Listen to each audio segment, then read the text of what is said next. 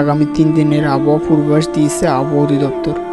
এতে বলা হয় টানা 3 দিনে সারা দেশের বিভিন্ন স্থানে আংশিকভাবে দমকা ও জোড়ো হাওয়া সহ বজ্রসহ বৃষ্টি হতে পারে। একই সঙ্গে দেশের কোথাও কোথাও বিক্ষিপ্ত আকারে শিলাবৃষ্টি হতে পারে বলে জানিয়েছেন বাংলাদেশ আবহাওয়া অধিদপ্তর। গতকাল সন্ধ্যা 6টা থেকে পরবর্তী 72 ঘন্টা পূর্বাভাসে এই সকল তথ্য জানিয়েছে আবহাওয়া অধিদপ্তর।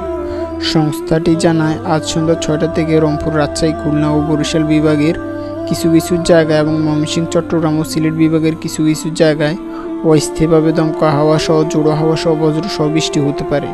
সেই সঙ্গে দেশের কোথাও কোথাও বিক্ষিপ্ত আকারে শিলাবৃষ্টি হতে পারে বলে জানিয়েছেন বাংলাদেশ আবহাওয়া অধিদপ্তর।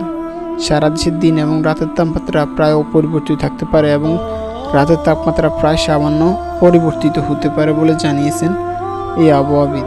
এই সন্ধ্যা 6টা থেকে রাজশাহী, রংপুর, ময়মনসিংহ, ঢাকা, খুলনা, বরিশাল ও সিলেট বিভাগের অনেক জায়গায় এবং চট্টগ্রাম বিভাগের কিছু কিছু জায়গায় অস্থায়ীভাবে দমকা হাওয়া অথবা জোড়ো হাওয়া সহ বজ্রসহ বৃষ্টি হতে পারে বলে জানা গেছে।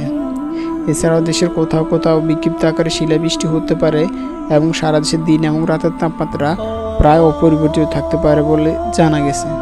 এদিকে আগামী 9 মে সন্ধ্যা 6টা থেকে রংপুর, রাজশাহী, ময়মনসিংহ, সিলেট বিভাগ সহ ঢাকার অন্যান্য জায়গাগুলোতে, খুলনা, বরিশাল, চট্টগ্রাম ও সিলেট বিভাগের কিছু কিছু জায়গায় অস্থায়ীভাবে দমকা হাওয়া সহ জোড়ো হাওয়া সহ বজ্রসহ বৃষ্টি হতে পারে। সেই সঙ্গে দেশের কোথাও কোথাও বিক্ষিপ্ত আকারে শিলাবৃষ্টি হতে পারে বলে জানা গেছে।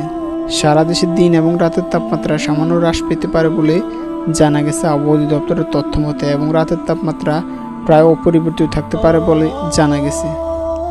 এদিকে আবহাওয়া সিনফ্রোটিক অবস্থায় বলা হয়েছে, পশ্চিম লঘুচাপের বর্ধিতাংশ পশ্চিম বঙ্গোপসাগর থেকে বাংলাদেশের দক্ষিণ অঞ্চল হয়ে উত্তর পশ্চিম বঙ্গোপসাগর পর্যন্ত বিস্তার রয়েছে।